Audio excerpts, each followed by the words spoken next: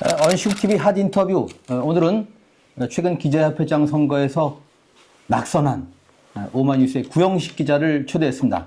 안녕하세요. 예, 안녕하세요. 네.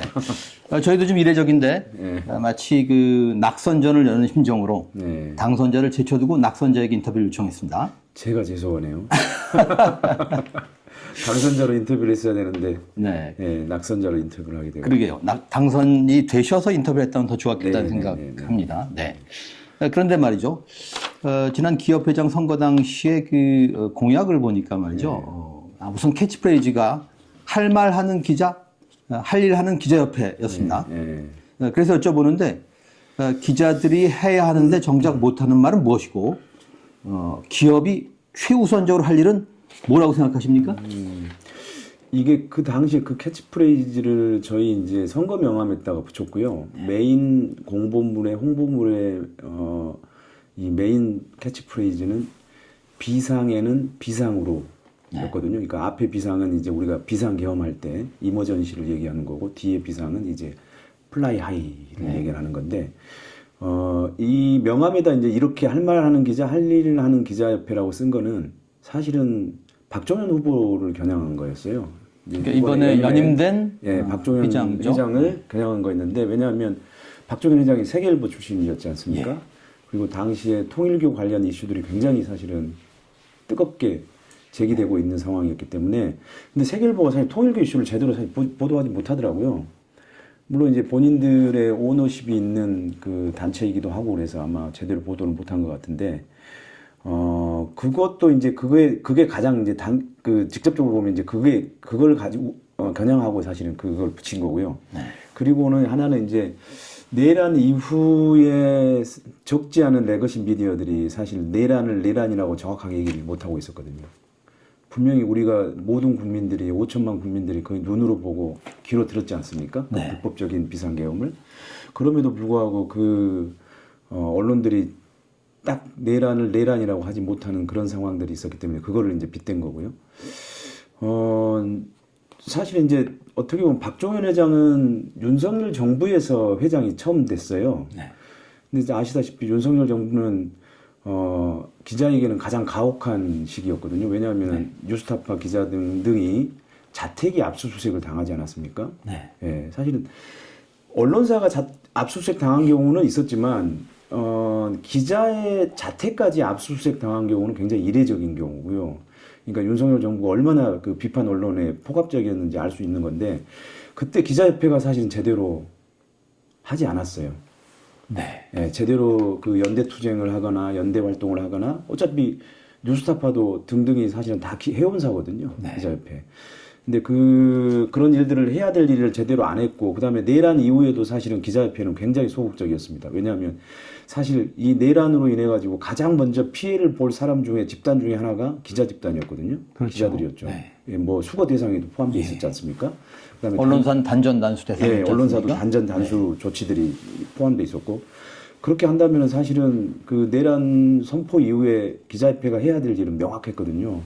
당연히 내란에 대해서 내란이라고 규정을 하고 그거에 대해서 언론 탄압하려고 했던 그 내용이 있었기 때문에 거기에 강력 비판하고 사실 행동에도 나섰어야 되는데 사실은 기자협회는 성명도 안 냈습니까? 딱 성명을 한 번 냈습니다. 새벽 성명서만 내고 그러니까는 다음 날 새벽에만 성명서를 냈는데 그것도 제가 알고 있기로는 단독 성명이 아니고 그 언론 현업 단체들 전체 공동 성명에 그리고 그 이후에도 대부분 다 공동 성명에 묻어가는 성명이었지 독자적으로 기자협회만의 색깔을 드러내는 시각을 드러내는 성명서를 내란에 대해 성명서를 발표하거나 그 다음에 투쟁을 하거나 행동에 나선 적은 거의 없습니다. 그래서 사실은 이제 할 일을 하는 기자협회 이런 이제 캐치프레이즈를 사실 붙였던 거고요. 저는 사실은 지금 만약에 기자협회가 해야 될 일이 있다고 한다면 저는 여전히 내란이 충분하게 지금 청산되지 않는 상황이기 때문에 당연히 언론들이 사실은 그 내란이라고 하는 부분들을 정확하게 사실은 후속 보도하고 그리고 청산하는데 사실은 그 여론 조성들을 해야 된다고 보고 있거든요. 근데 과연 그것들을 하고 있는지 모르겠지만 기자협회는 반드시 그것들을 우선적으로 사실은 해야 될 시대적 당면과제라고 보고 있습니다. 물론 이제 또 필요한 거는 기자협회 회원들이니까 회원들에 대해서 연수라든지 뭐 그런 실질적인 혜택 부분들은 또 협회에서 당연히 해야 되는 일이고 계속 해왔던 일이거든요. 근데 시기적으로 봤을 때 가장 중요한 거는 그 내란 청산이라고 하는 시대적 과제에 언론이 같이 복무해야 된다라고 하는 점이라고 생각을 하고 있습니다. 네. 그러니까 사주 언론에 소속된 당사자, 사주 언론의 구성원으로서는 못하더라도 네. 기자협회 차원에서는 내란에서 문제 제기를 하고 그렇죠. 청산을 요구하고 그래야 된다는 말씀이죠. 네. 예. 지난 기업회장 선거 당시에 그 내세운 공약 중에 이런 게 있더군요. 회원사 포털 CP 입점 적극 지원, 또 대통령실 기자협회 연례 간담회 제도화. 이게 제 눈길을 끌었습니다. 이거 각각 네. 어떤 내용입니까? 그러니까 이제 지금 포털사 CP 입점은 CP라고 하는 게 이제 컨텐츠 프로바이더인데요. 그러니까 이제 포털 사이트에 이제 검색이 되는 것뿐만이 아니고 안에다 컨텐츠들을 이제 진열할 수 있도록 그런 이제 공간을 마련해 주는 거죠. 그걸 이제 보통 CP 입점이라고 그러는데요. 그거는 지금까지 이제 모든 그 개별 언론사들의 몫이었어요. 그러니까 개별적으로 포털사하고 협의를 해서 심사를 받고 입점을 하거나 입점을 못 하거나 이런 거였거든요. 근데 특히 이제 지역 언론사가 되게 심하고요. 또, 근데 이제 그거를 기자협회에서 그거를 좀 적극적으로 그거를 지원할 필요가 있겠다.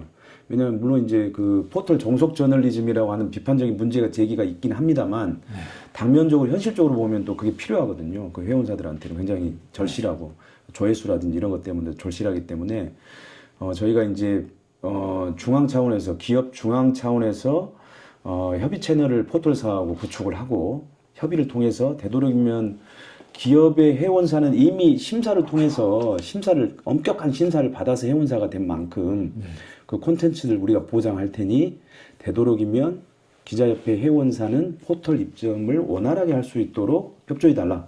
이렇게 저희가 이제 협의를 할 생각이었거든요. 그래서 이제 그 공약을 냈던 거고요. 그 다음에 이제 대통령과 기자협회 연례 간담회는 이제 제가 굉장히 하고 싶었던 것 중에 하나고 최소한 저는 1년에 한 번은 대통령 또는 뭐 대통령이 안 된다면 그 관련 부서의 최고 책임자 홍보수석이 되겠죠. 홍보수석과 연례 간담을 통해서 저희 협회에 여러 가지 그 건의사항들이 있을 수가 있거든요. 그러니까 언론 개혁과 관련된 건의사항도 있을 테고 또 회원사들의 실질적인 혜택과 관련된 사항, 그 다음에 예산 부분 이런 것들이 있을 텐데 그런 연례 간담회를 통해서 이제 그런 의견들을 전달하고 그 다음에 언론 관련 정책에 대한 건의서도 이제 전달을 해서 그것들이 국회라든지 그 다음에 각 부처를 통해서 좀 집행될 수 있도록 이렇게 이제 협의하는 자리로서의 연례 간담회를 사실 저희가 상정을 했던 겁니다. 그렇군요. 대통령 후보 시절에 기업이 카운터파트가 되는 그런 기자회견을랄지 혹은 이제 인터뷰를 통해서 약속을 받는 방법도 있지 않겠습니까? 물론 이제 그 후보 시절에 보통 저희가 기자협회에서 이제 대선 후보 초청 토론회를 하기는 합니다.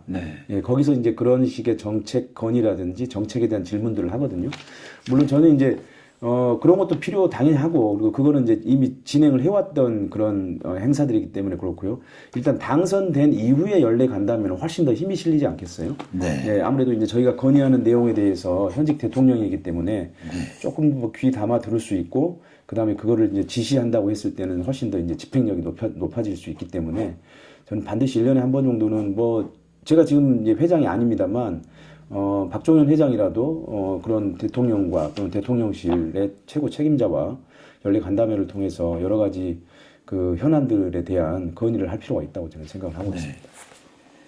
연임한 박지원 회장이 구기자의 그 좋은 공약을 수용할 수도 있지 않습니까? 예, 저는 만약에 제가 굉장히 중요하게 했던 것 중에 지역하고 서울의 그 러닝메이트제 실시를 이제 제가 중요한 공약으로 내세웠는데요. 그게 이제 지역의 소외들을 극복하고 그다음에 지역 언론들의 여러 가지 이제 바람들을 집약해서 만든 건데요. 뭐 그런 것들을 할 수 있겠죠. 그러니까 회장하고 부회장을 서울과 지역 또는 지역과 서울 이렇게 반드시 러닝메이트로 해서 출마하도록 이렇게 하는 제도거든요. 저는 박종현 회장이 그 부분에 대해서도 해줄 수 있다고 보고 그다음에 CP 입점도 적극 지원하는 것들 그다음에 대통령과의 연례 간담회 그다음에 기자들의 고소 고발 소송 등에 대한 그 법률 자문단 조금 큰 법률 자문단을 구성해서 사건을 수임하기 전까지는 저희 협회가 짠 자문단에서 법률 자문을 받을 수 있도록 하는 것들 이런 것들은 충분히 뭐 받아서 그 경쟁자 후보가 내세운 공약이긴 하지만 충분히 받아서 실행할 수 있는 부분이라고 생각을 하고 있습니다. 그러네요. 근데 포털 CP 입점 관련해서 그러니까 이 뭡니까 이제 그 주체가 그 재평입니까? 예. 그런데 어떻든 그 CP 입점할 때 조건 중에 하나가 기자협회 회원사던데 저는 그것도 좀 그 개방할 필요가 있지 않나 그런 생각도 듭니다. 예, 저는 뭐 굳이 그러니까 사실 이제 이미 입점된 것은 그 조건 때문에 다 사실은 저희 회원사들이거든요. 네. 포털 입점한 그 CP로 입점한 데는 다 저희 이제 회원사인데 사실 저는 이제 회원사가 아닌 사들도 사실은 그 CP 입점의 심사에 신청할 수는 있는 거죠. 네. 다만 저희는 이제 저희 협회에서는 기자협회는 이미 협회 그 회원사로 등록할 때 심사가 굉장히 엄격하거든요. 그래서 그 육수하는 데도 있고 칠수하는 데도 있어요. 한 언론사가. 그렇기 때문에 조금 더 다른 그 신청자에 비해서 좀 더 잘 봐달라고 하는 그런 이제 협의 채널을 구축하겠다는 거였습니다. 그렇군요. 기자협회장이 아니고 일선 기자로서 지금 이재명 대통령과 단독 인터뷰를 한다면 뭘 물으시겠습니까? 그러니까 그런 자리가 마련되면 정말 좋겠네요. 저는 이재명 대통령한테 그걸 묻고 싶어요. 도대체 당신의 생존 비결이 뭐냐? 그러니까는 두 번의 지금 대선에 도전을 했지 않습니까? 네. 그리고 이제 두 번째 도전은 사실 굉장히 어려웠죠. 사실은 엄청나게 그 수많은 검찰의 수사와 그다음에 법원의 소송 이런 것들이 사법 리스크들이 엄청나게 많았는데 그거를 뚫고 어떻게 해서 당선될 수 있었는지 사실은 굉장히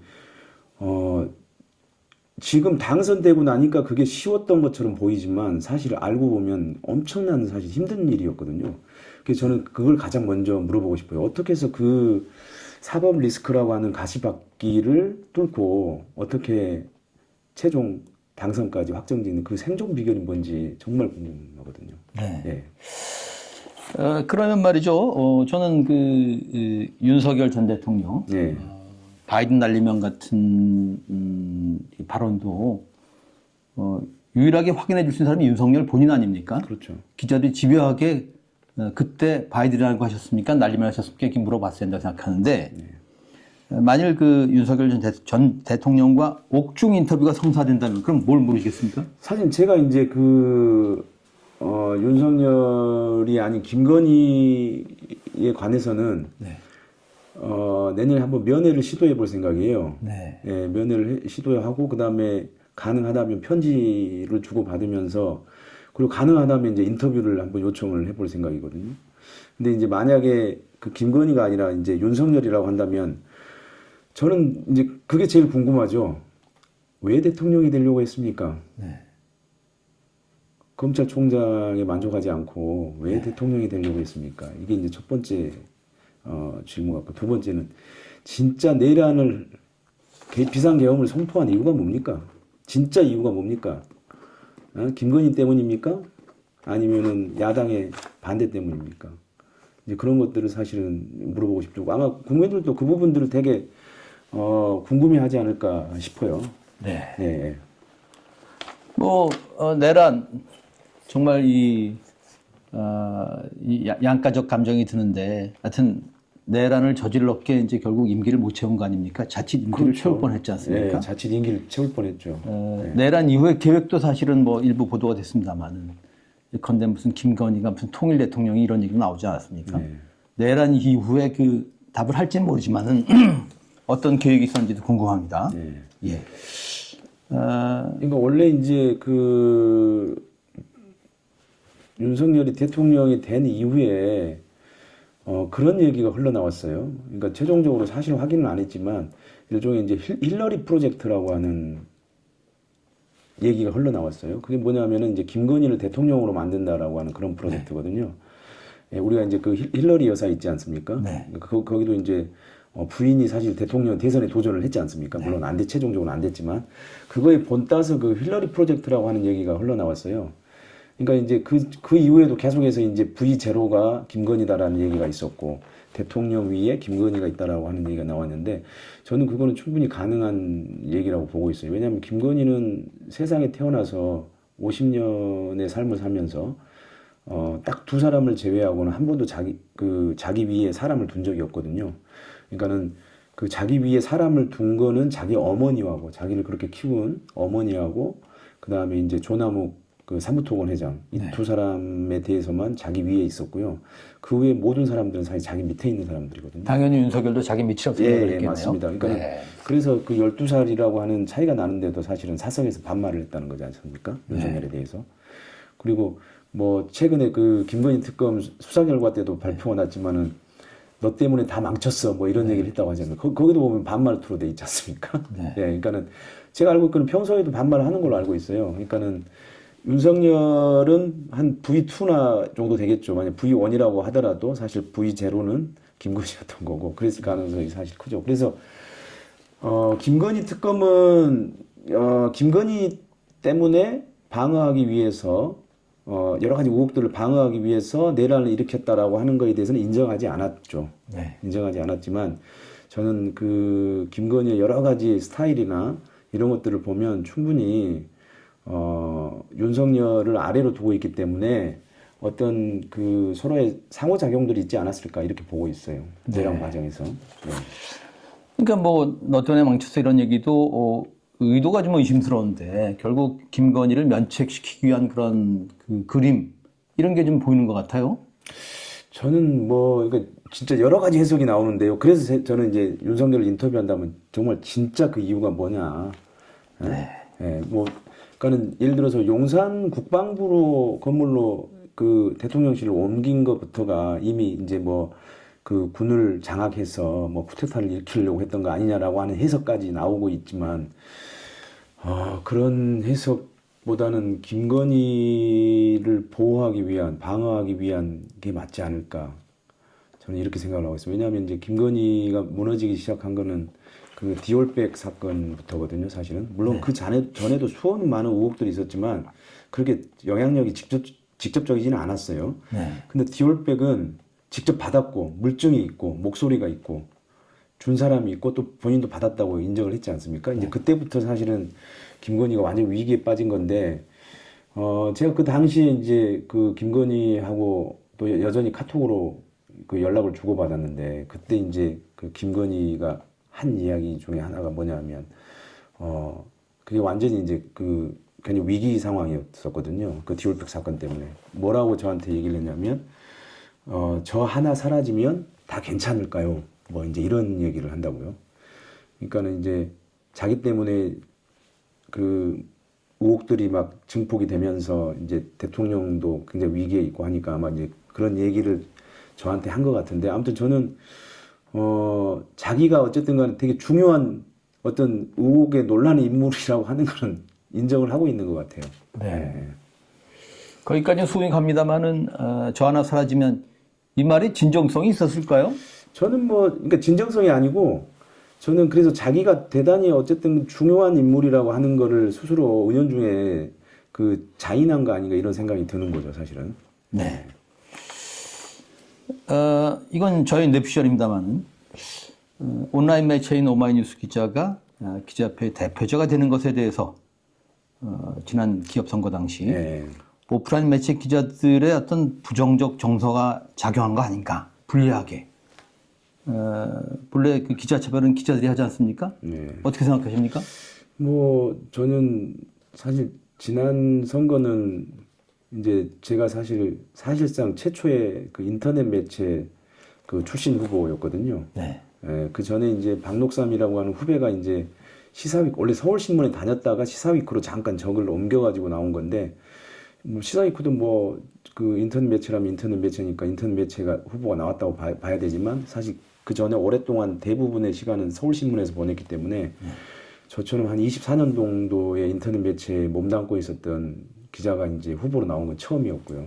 그런 점에서 보면은 지난 선거는 뭐 저는 그렇게 표현합니다만 올드 미디어 감각과 뉴 미디어 감각의 대결이었다라고 볼 수도 있다 이렇게 생각을 하거든요. 근데 사실상 이제 전자의 승리로 사실 끝난 셈이죠. 물론 42.4%가 하는 것도 그렇게 이제 적은 그 득표 수는 아닙니다만, 제가 이제 선거 운동을 하면서 가장 많이 들었던 게 인터넷 매체가 과연 회장 후보가 될 수 있을까?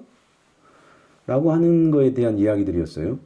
그러니까는 그 종이, 그 다음에 방송 이런 데들이 여전히 사실은, 그 인터넷 매체 출신, 회장에 대한 부담감이 꽤 있었다라고 저는 보고 있고, 그게 이제 그 득표로 연결됐다고 보고 있거든요. 사실 기자협회가 처음에는 신문사하고 종이신문사하고 통신사 위주였지 않습니까? 방송사가 가입한 것도 사실 그 한참 뒤에 얘기고, 그다음에 인터넷 매체가 가입할 수 있었던 것도, 허가를 받았던 것도 사실 2000년대 중반 정도거든요. 그러니까는 한 20년 정도 이제 된 거죠. 인터넷 매체가 그 한국 기자협회에 가입하게 된 역사가 한 20년 정도 된 건데, 20년 정도가 됐는데도 불구하고 여전히 사실은 그 인터넷 매체에 대한 거부감 또는 불편함들, 이런 시각들이 여전히 강했고요. 그게 실제로 선거에서 뭐 아주 있었습니다. 물론 가장 큰 거는 이제 그 현역 프리미엄, 2년 동안 그 현역 회장으로 있었다라고 하는 그 프리미엄이 크게 작용한 것도 사실입니다만, 인터넷 매체 출신 기자라고 하는 점도 이번 선거의 승패를 가르는 가장 중요한 요인이었다고 생각을 하고 있습니다. 그런데 말입니다. 사실상 모든 언론 매체가 이제 인터넷판을 만들지 않습니까? 그렇죠. 그런 점에서 모든 매체가 인터넷 매체라고 할 수 있는데 말이죠. 디지털 저널리즘 시대에 한국 언론의 미래, 나름대로 어떻게 내다보십니까? 저는, 그러니까는, 종이 신문들이나 방송사들은, 여전히 그런 멘탈리티를 가지고 있어요. 그러니까는, 우리가 인터넷으로, 컨텐츠들을 유통하고 한다라고 하는 것보다 종이라고 하는 레거시, 그 다음에 방송, 전파라고 하는 레거시에 여전히 사실은, 권위를 느끼죠. 거기에 대해서. 그렇기 때문에, 본인들이 인터넷판을 운영하고 있음에도 불구하고 사실 인터넷 매체라고 생각을 안 하거든요. 근데 앞으로 한국 기자협회에 들어오는 가입하는 언론사는 인터넷 기자일 수밖에 없어요. 앞으로. 거의 90% 이상. 그러니까 어쩌다가 이제 종이신문을 창간해서 들어오는 경우도 있을 수가 있겠지만, 사실 종이신문을 계속 창간될 거라고 보는 거는 조금 더, 가능성이 낮거든요. 그건 사실은 이제 인터넷 매체거나 유튜브를 기반으로 한 매체들이 이제 보통 매체 창간을 할 텐데, 그쪽에서 이제 저희 회원 가입 심사를 요청할 거란 말이에요. 그렇게 보면은 사실 앞으로도 계속 인터넷으로 가는 거예요. 사실 유튜브도 인터넷인 거고요. 그리고 종이신문도 그렇고 방송사도 다 인터넷으로 지금 모든 컨텐츠들을 유통하고 있는 거 아니겠습니까? 그리고 조회수도 다 거기서 나오는 거고. 그래서 저는 앞으로는 종이, 그 다음에 방송, 인터넷이라고 하는 경계가 이미 사라졌고요. 그리고 앞으로는 이제 아직 남아있는 그런 그 레거시들에 대한 종이와 그 다음에 전파라고 하는 레거시에 대한 그런 기자들의 각각의 그 어떤 자부심이랄까요? 그런 집착이랄까요? 이런 것들이 조금 더 옅어질 거라고 보고 있어요. 방송 매체들도 상당 한 수의 컨텐츠들이 주로 유튜브를 통해서 소비가 되지 않습니까? 그렇죠. 방송사들은 더 심하고요. 사실은 유튜브라고 하는 게 물론 저는 크게 보면은 인터넷이라고 하는 게 있고, 유튜브는 그 인터넷의 사실 한 영역 같은 거라고 봐야 되거든요. 인터넷 매체라고 하는 거는 그 광의의 의미고요. 유튜브는 그 인터넷 미디어 중에 사실 가장 강력한 영역을 차지하고 있는 하나의 이제 영토 같은 거죠. 그걸 아우르는 용어가 이제 말하자면 온라인 아닙니까? 그렇죠. 온라인 미디어 또는 인터넷 미디어 뭐 이제 사실 이렇게 표현할 수 있겠죠. 좀 화제를 바꿔보겠습니다. 요즘 언론 보도에 대해서 어떻게 생각하시는지 좀 묻고 싶은데요. 요즘 언론 보도에 가장 심각한 문제가 뭐라고 보시는지, 또 그 원인은 어떻게 진단하시고 해결에 대안은 뭐라고 보시는지 묻고 싶습니다. 저는 가장 최근의 사례가 아마 영화배우 조진웅 씨에 관한 보도였다고 봅니다. 그러니까는 그 전에도 사실 마찬가지, 그 언론 보도 패턴들이 이제 반복되고 있는데요. 과연 조진웅 씨의 그 소년범 그 이력이 이렇게 많이 보도해야 될 만한 사안일까요? 저는 전혀 그럴 만한 사안이 아니라고 보고 있거든요. 물론 인용 보도할 수 있고 뭐 한 번 정도 보도할 수는 있겠죠. 뭐 워낙 그 영향력이 큰 공인에 대한 어떤 보도였기 때문에 보도할 수 있지만 지금처럼 저렇게 많이 쏟아지고 있는 그 보도량 이런 것들은 정말 저는 그 한국 언론의 자화상을 보여주는 그 한계와 문제점을 보여주는 그라고 생각을 하고 있거든요. 근데 예를 들면은 조이대의 과거 판결에 대해서 검증하는 것. 네. 왜 그거는 하지 않고 조진웅의 아주 오래전 일들을 보도한 거를 그렇게 많이 인용 보도하고 후속 보도하고 그렇게 많은 보도량이 쏟아졌는지 저는 사실 이해하기 어려워요. 네. 저는 그게 이제 그 지금 한국 언론에 굉장히 심각한 문제라고 보고 있고요. 그리고 요즘에는 보면은 인용해야 될 보도는 잘 인용을 안 하고 네. 인용 안 해도 되는 보도는 조회수를 위해서 엄청나게 증폭시키는 경향이 있는 거거든요. 사실 그게 지금만의 문제가 아니고 계속 저는 계속 반복되어 온 문제점이었다고 봐요. 저는 그 문제점의 해결 대안은 뭘까? 이거는 뭐 솔직히 얘기하면 대안은 거의 없죠. 아니 대안은 내놓을 수 있다고 봅니다. 그러니까는 뭐 미디어 전문가들이나 아니면은 또 그 베테랑 그 오랜 경력의 기자들이 내놓을 수 있지만 그 내놓은 그 대안들은 대체로 이상적이기 때문에 실제에 적용하기가 대단히 힘들어요. 네, 실효성이 떨어진다. 실효성이 거의 떨어지고요. 실제로 그렇게 될 가능성도 어렵고요. 그리고 그런 지금의 그런 제가 문제점으로 지적한 그런 경향성들은 계속되고 있거든요. 이게 한 번도 고쳐진 적이 없어요. 왜냐하면 수없이 뭐 그 여러 언론 단체들에서도 문제 제기를 했고, 언론사 기자들도 뭐 스스로 그런 문제점들에 대해서 알고 있지만 이게 한 번도 바뀐 적이 없거든요. 네. 전 제가 봐서는 이 문제가 해결될 가능성은 거의 없다라고. 네. 그리고 뭐 이제 각 언론사에서 이제 탐사보도 기능들도 대체로 약화되고 있는 상황이기 때문에 사실은 이런 문제들을 사실은 해결할 가능성은 여전히 점점 더 줄어들고 있는 거죠, 사실. 네. 예. 그러니까 어찌 보면은 그 현대판 선정주의라고 할 그런 클릭 저널리즘, 클릭 저널리즘에 대해서 언론의 자율 규제가 지금 이루어지지 않는 거죠. 네. 예, 저는 그러니까는 유독 우리가 이제 영화 배우들 뭐 이런 데 엄청나게 이제 집착을 좀 많이 하죠. 네. 그러니까 안타깝게 스스로 목숨을 끊었던 그 나의 아저씨에 나오는 이선균. 예, 이선균 씨도 그렇고요. 안타깝고 그다음에 이제 조진웅 씨도 이제 안타까운데 저는 뭐 보도할 수는 있다고 봅니다. 그 보도하지 말아야 될 사안이다라고 얘기하는 사람도 있지만 조진웅 씨의 그 과거 이력에 대한 경우에는 그 조진웅 씨가 워낙 영향력이 큰 배우기 때문에 사실 뭐 그 사람의 우리가 기본적으로 기자들은 과거를 검증하지 않습니까? 어떤 인물에 대한 과거를. 그런 차원에서 보면 보도 자체는 자연스러울 수 있으나 그거를 계속해서 인용 보도하고 확대 보도하는 경마식으로 보도하는 그거는 정말 아니 우리 언론이 그런 문제에 그렇게 많은 그 영향을 쏟아부어야 할까요? 그럴 만한 가치가 있는 사안일까요? 그건 조회수 말고 설명이 안 되죠. 그렇죠. 예. 저는 그러니까는 조회수가 또 광고하고 연결되고 하기 때문에 이제 사실은 그것을 언론사들이 부여잡고 있기 때문에 결국 그 변하기가 대단히 어려운 거거든요. 그러니까는 지금 사실 그 한국에서 언론은 광고로 먹고 사는 언론과 그 다음에 한 1% 정도의 뉴스타파 같은 그 후원 회원들의 후원으로 이루어지는 후원 모델의 경우밖에 없는데 한 99대 한 1% 정도밖에 안 되는 거거든요. 99%가 사실은 전부 다 광고로 움직이기 때문에 그 조회수 문제를 외면할 수 없거든요. 그래서 제가 이제 그 문제 해결이 대단히 어렵고 사실 해결이 안 될 거다라고 얘기하는 거예요. 왜냐하면 문제 해결 대안을 이상적으로 사실 충분히 얘기할 수는 있습니다. 근데 사실 그게 현실에서 실행될 가능성이 전혀 없고요. 유효성은 거의 가지기가 힘들어요. 네. 네. 제가 알기로는 네이버가 추계 좀 어려웠을 때 일부 메이저 신문사를 찾아가서 자기네 회사를 사달라 이런 얘기를 했다고 들었습니다. 그 당시에 지금 이제 그 재평의 문제도 있습니다만은 말하자면 이제 가격 협상이랄까 혹은 하여튼 포털과 협상을 제대로 못한 탓도 있는데 싶은데 지금은 뭐 전열 정비가 안 돼서 재협상이 불가능하죠. 예. 근데 이제 지금 사실 포털도 되게 이제 포털이 사실 뉴스를 유통하면서 사실은 꽤 많은 그 광고, 그 다음에 이런 것들을 이제 권력을 사실 획득했지 않습니까, 사실은.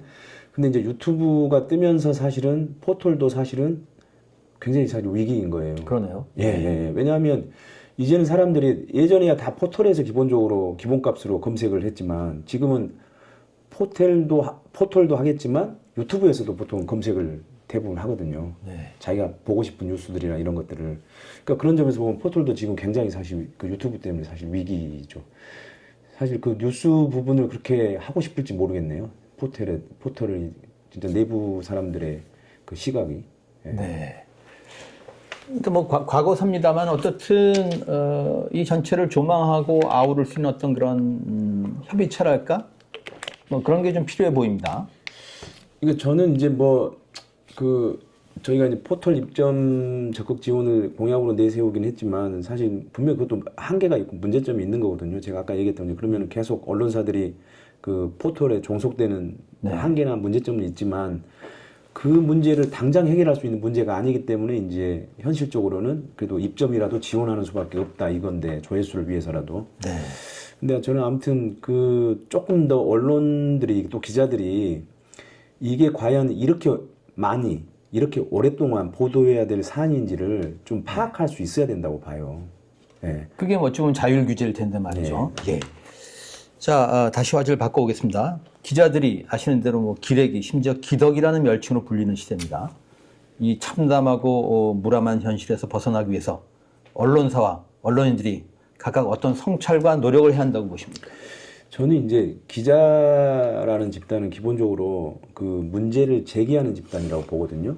그러니까 물론 이제 사회로부터 언론이나 기자들이 무슨 그 자꾸 대안을 요구받고 있는데 사실 기본적으로 기자는 문제를 제기하는 집단이지 대안을 제시하는 집단은 아니라고 저는 기본적으로 생각을 하고 있어요. 그러니까 그 문제 제기에는 사회적 현상에 대한 그 전달하는 것도 있고 그 다음에 그 탐사 보도를 통해서 그 비리를 권력형 비리들을 이제 취재 보도하는 경우도 있고 이런 것들을 다 포함한다고 생각을 해보면 저는 그 역할을 조금 더 우리가 더 환기할 필요가 있다고 생각이 들어요. 그러니까 기자가 어떤 역할이 가장 중요한 역할인지, 그러니까는 그 문제 제기를 하는 집단이라고 하는 그거를 잊지 않았으면 좋겠다. 저는 이렇게 얘기를 하고 싶고요. 그리고 제가 이제 언론사에 얘기하고 싶은 건 이거는 약간 실질적인 얘기인데요. 기자들이 사실은 지금 가장 압박받는 것 중에 하나가 사실 고소고발 소송이거든요. 근데 지금 아마 이거에 대해서 각 언론사가 제대로 된 대응 체제를 갖추고 있는지 의문이에요. 사실은 보통 보면은 뭐 검찰 수사까지도 거의 기자 혼자서 대응을 하는 경우가 대부분이고, 뭐 언중이도 마찬가지로 뭐 기자가 거의 대응해야 되고요. 경찰 수사도 마찬가지고, 검찰 수사까지도 거의 기자 개개인이 대응을 하고 있어요. 그리고 이제 뭐 소송에 기소가 되거나 해서 소송이 되면 그때서야 이제 변호사를 선임해서 이제 대응을 하는데, 저는 좀 언론사가 그 개별 기자들의 고소고발 소송에 대해서는 최소한 언중이 때부터, 그리고 언중이 때가 좀 어렵다면은 최소한 검경 수사 때부터는 반드시 변호사를 선임해서 대응을 해줘야 된다고 봐요. 왜냐하면 그렇지 않으면 기자들이 사실 아까 제가 얘기한 그런 그 가치 있는 보도를 할 가능성이 줄어들거든요.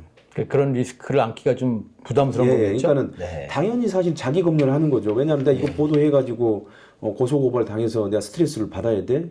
그냥 뭐 조진웅 인용 보도를 하고 말지?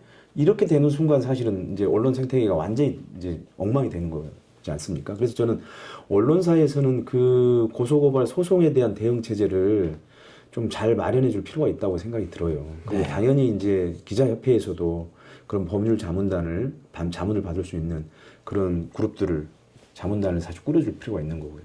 기자협회 롤도 있는 거군요. 그렇죠. 저는 그래서 제가 이제 제 공약에다가 그 법률 자문단 구성을 사실은 내놓은 거거든요. 구기자도 직접 경험이 있으시겠죠? 저는 하도 많습니다. 저는 지난 대선 때만 해도 제가 이제 지난 대선 때 윤석열과 김건희 일가 검증을 전담을 했는데요. 저 혼자서 전담을 했는데 한 4건의 윤석열 쪽으로부터는 4건의 고소고발을 당했고요. 그 다음에 윤석열 장모로부터 한 건의 3억 원 손해배상 소송을 당했어요. 물론 다 검찰 조사, 경찰 조사에서 다 무혐의 처분이 됐고, 그 다음에 장모의 3억 원 손해배상 소송은 실제로 소송이 진행되다가 장모가 중간에 포기를 했죠. 네. 예, 그래서 이제 저는 이제 그 고소 고발, 그 다음에 소송은 다 클리어가 이제 됐습니다만, 저 역시도 그거를 겪으면서 사실은 왜 그 위축 효과가 왜 안 나겠습니까? 당연히 사실은, 이걸 계속 해야 되나? 사실 이런 생각이 들 때가 굉장히 많았죠. 네. 그럼에도 불구하고 사실은 그 윤석열과 김건희 일가를 검증하는 거는 대단히 중요한 일이었기 때문에 사실 계속 할 수밖에 없었던 거고요. 네. 언론의 본래적 기능이 문제 제기라는 데는 동일합니다만, 네. 언론의 또 중요한 기능 중에 하나가 이제 어젠다 세팅 아닙니까? 어젠다 세팅, 어젠다 키핑. 그렇게 볼 때 전문가들하고 협업해서 어젠다를 만들어내고 제시하고 이런 일도 언론이 좀 저는 하겠죠? 그러니까 그 어젠다 세팅이라고 의제 설정이라고 하는 것도 어떻게 보면 문제 제기하는 과정에 이미 그 의제 설정이 돼 있거든요. 어떤 문제를 제기하느냐에 따라서 달라지는 거니까요. 그러니까 저는 이제 문제 제기에도 사실 그 어젠다 세팅이라고 하는 게 의제 설정이라고 하는 기능의 역할이 사실 저는 포함되어 있다고 보고 있습니다. 근데 이제 다만 기자가 맨날 분석하고 뭐 무슨 판결문 분석하고 그 다음에 무슨 시장 분석하고 무슨 저는 이런 데 역할에 비중을 두기보다 네. 왜냐하면 사실은 제가 이제 그 신입 기자들한테 강의를 하면은 제가 이제 그 두 가지를 물어보거든요. 기자는 다른 직업과 다른 점이 무엇인가? 이거 하고, 그럼 우리가 접하는 뉴스는 현실을, 세상을 얼마나 반영하고 있다고 생각하느냐. 이제 이렇게 제가 이제 물어보거든요. 네. 그러니까 이제, 왜냐하면 기자가 다른 직역에 비해서 이제 다른 거는, 그러니까 왜냐하면은 분석보다는 사실 사람들을 만나서 취재하고 현장을 취재하고 이런 거지 않습니까? 사실은 경제학 박사가 현장을 취재하지는 않습니다. 그리고 사람을 만나서 기자처럼 그렇게 많이 취재하지도 않죠. 여러 가지 자료들, 데이터를 가지고 사실 그게 어떤 함의가 있는지를 분석하는 일이지 기자처럼 그런 일을 하지 않거든요. 그 다음에 우리가 접하는 뉴스는 사실은 실제로 세상이 실제로 돌아가는 일에 아마 억만 분의 1? 그 이상도 안 될 겁니다. 진짜 이만큼이거든요. 저희가 접하는 뉴스는. 네. 실제로. 그러니까 기자는 문제 제기하는 집단으로서가 중요한 역할이고 그 역할이라고 하는 거는 그 나오지 않는 뉴스들 그리고 실제로 현실이 돌아가는 그 이면들을 실제로 추적하고 발견하고 그거를 전달하는 거라고 생각을 하거든요. 네. 저는 좀 그런 것들이 좀 있었으면 좋겠다는 생각입니다. 오마이뉴스 캐치프레이즈가 모든 시민이 기자다죠. 네. 예. 그래서 한번 여쭤보는데, 그럼 모든 시민이 기자인 시대, 언론 종사자, 기자들은 뭘 해야 됩니까? 제가 봐서는 이제, 그러니까 오마이뉴스의 출연이 사실 기존 레거시 미디어들한테는 가장 큰 위기였습니다. 왜냐하면, 취재하고 보도할 수 있는 권리를 사실상 해체시켜버렸거든요. 그러니까 물론 이제, 직업적인 기자들의 역할들이 있을 수가 있고, 그 다음에 시민 기자들의 역할들이 있을 수 있지만, 이제는 그거조차도 점점 경계가 허물어지고 있어요. 왜냐하면은, 사실 시민 기자들이 훨씬 더, 그 기자들이 이제 분석하고 하는데 익숙하니까, 사실 시민 기자들 중에 전문성을 가지고 분석하는 사람들이 또 다양한 시각을 가지고 한 사람들이 너무나 많거든요. 그 다음에 시민 기자들이 여행을 하거나, 또 자기가 하는 일들을, 현장에서 하는 일들을, 그걸 가지고 사실은 생생하게 기사를 써내거든요. 그러니까 사실 이거는 그 기성 기자들 못지않게 사실은, 좋은 글 내용과 글감과, 그 다음에 좋은 문장을 가지고 써내기 때문에 사실은 이제 엄청나게 그게 이제 기성 레거시 기자들한테는 엄청난 위기였죠. 저는 앞으로 이게 유튜브가 더 활성화되면서 이제는 아무나 사실 유튜버가 됐지 않습니까? 네. 예, 그러니까는, 기성 레거시 미디어들 기자들의 위기들은 계속되고 있는 셈이죠. 네. 화제를 다시 바꿔보겠습니다. 많은 특종을 하신 거로 압니다. 본인으로서는 대표 기사로 뭘 꼽으십니까? 그리고 아울러서 기자로서의 일종의 영업 비밀이랄까요? 좀 소개를 해주시죠. 이제 제가 그 한국 인터넷 기자협회로부터 인터넷 기자상을 받을 때가 한참 전, 한 20년 전인가요? 한 15년 전인가 그런데 그때 처음 받았던 그 기사가 뭐냐면은 아마 기억하실지 모르겠는데 그 유명한 여성 아나운서가 이제 번역을 했다라고 해서 화제가 돼가지고 엄청나게 밀리언셀러가 됐던 마시멜로 이야기라고 하는 책. 네. 그게 이제 그 아나운서가 직접 번역하지 않고 다른 사람 번역자가 따로 있고 그거를 약간 리라이팅하는 과정에 참여한 아나운서 이름으로 번역자가 나갔지 않습니까? 그게 이제 마시멜로 이야기, 대리 번역 이야기인데 제가 이제 그거를 보도해서 이제 한국 인터넷 기자상을 받은 적이 사실은 있고 그리고 그 외에도 뭐 이제 그 이명박 정부 때 아마 기억하실지 모르겠지만 이명박 정부 때 그 세계 7대 자연경관이라고 하는 그 버나드 웨버라고 하는 이상한 사기꾼이 하는 글로벌 이벤트 프로젝트가 있었습니다. 그때 제주도가 이제 선정될 수 있도록 아주 대통령도 나서고 영부인도 나서가지고 이제 전화를 돌리고 뭐 이런 거였거든요. 근데 그걸로 제주도에서는 예산을 어마어마하게 많이 했는데 그 버나드 웨버가 하고 있는 그 프로젝트가 사기였다라고 하는 거를 이제 밝혀낸 기사를 추적 보도를 계속해서 이제 그 실상을 알려내기도 했고요. 그다음에 지난 대선 때는 사실은 뭐 김건희 일가 검증을 지속적으로 해서 사실 뭐 처음으로 그 김건희를 그렇게 만든 원형 그 장모의 인물 탐구 기사를 비롯해 가지고 부터 시작해서 또 김건희하고 세 차례 전화 인터뷰까지 뭐 이제 그런 것들이 사실 이제 기억에 맞는 것들이죠. 근데 이제 그 비결이라고 하는 게 뭐냐고 물어보면 저는 제가 처음 기자 생활을 했을 때 어느 선배 하나가 그런 얘기를 했습니다. 회사 사람들끼리 만나지 말아라. 네. 그게 뭐냐면 이제 같은 업종에 있는 사람끼리 되도록 만나지 말라는 얘기거든요. 기자들끼리 만나지 말고 그래서 뭐라고 얘기했냐면 취재원을 만나라는 얘기군요. 네. 네. 그러니까는 그 정 만날 사람이 없으면 네 학교 동창이라도 만나서 세상 돌아가는 얘기를 들어보라. 라고 얘기를 한 적이 있는데 역시 저는 기자는 현장을 가고 그다음에 사람을 만나고서 취재하는 게 제가 봐서는 가장 중요한 거라고 봅니다. 그게 이제 저는 여전히 AI 시대에도 여전히 뭐냐면 중요한 사건이라고 하는 거는 사람의 연결인 거거든요. 네. 그 사람을 계속 만나서 취재하면서 사실은 그 사건의 진실에 조금 더 다가가는 거기 때문에 저는 기자들이 사람 만나는 걸 당연히 두려워해서도 안 되고 사실은 AI를 이용해서 자료를 수집하고 검색하고 분석하는 데만 사실 그쳐서는 저는 안 된다고 생각해요.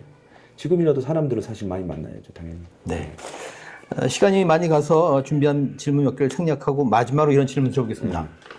기업회장 재도전 하실 겁니까? 그래서 이제 저도 그 선거가 끝난 다음에 가장 많이 받는 질문 중에 하나가 첫 술에 어떻게 배부를 수 있느냐, 이제 한 번 더 나가야 되지 않겠냐, 이제 이렇게 얘기를 많이 대부분의 분들이 그렇게 얘기를 하고 계세요. 그래서 고민 중에 있습니다. 42.4%의 표를 어떻게 할 건지, 그냥 뭐 안타깝지만 버릴 것인지, 아니면 거기에 담긴 의미를 좀 잘 생각해서 한번 재도전을 할 것인지. 그래서 이제 내년 초에 좀 그 주변 후배 기자들 또 선배 기자들 만나서 얘기를 들어보면서 결정을 하고 그 결정에 따라서 만약에 이제 재도전을 하게 된다면은 거기에 맞춰서 저도 이제 기자들과 만나는 그런 것들을 좀 계획해야 되지 않을까 이렇게 생각하고 있습니다. 그러게요. 이재명 대통령처럼 더 준비 잘해서 더 회장을 잘할 수도 있지 않겠습니까? 그러게요. 아니 사실은 뭐 그 첫 술에 배부르지 않다라고 하는 거는 뭐 맞는 얘기죠. 예. 저도 이제 이번 첫 선거를 하면서 느꼈던 게 이 전국 단위 11,000명이라고 하는 그 기자들을 대상으로 하는 전국 단위 선거였지 않습니까? 그게 사실 굉장히 이게 선거가 되게 힘들더라고요. 왜냐하면 전국을 다 돌아다녀야 되고 또 그 전국의 각 언론사들을 방문해서 또 기자들을 만나고 하는 것들. 근데 또 한편으로 보면은 힘들었지만 굉장히 저는 그 의미가 있고 그리고 그 결과가 발표된 날을 제외하고는 절대 우울하지 않았습니다. 네. 예, 오히려 제가 한 뼘 큰 것 같은 느낌이 들더라고요. 그 다음날 아침에 제가 이제 새벽 3시까지 저희 참모들 또는 그 후배들하고 같이 술을 마시고 이제 그 다음날 아침 10시에 일어났는데 보통 약간 더 우울하겠죠. 더 허탈하고 그래야 되는데 저는 한 뼘 큰 느낌을 받았어요. 그리고 앞으로 제가 어떤 일을 하든지 간에 더 잘할 수 있겠다라는 자신감이 그 저한테 이렇게 올라오는 것 같은 느낌을 받았거든요. 그래서 여러 가지 이제 그 선후배들 기자들 만나면서 좀 얘기를 잘 듣고 그 재도전 여부를 결정하려고 하고 있습니다. 낙선했지만 자양분이 됐군요. 예, 저는 제가 굉장히 성장했다고 보고 있고요.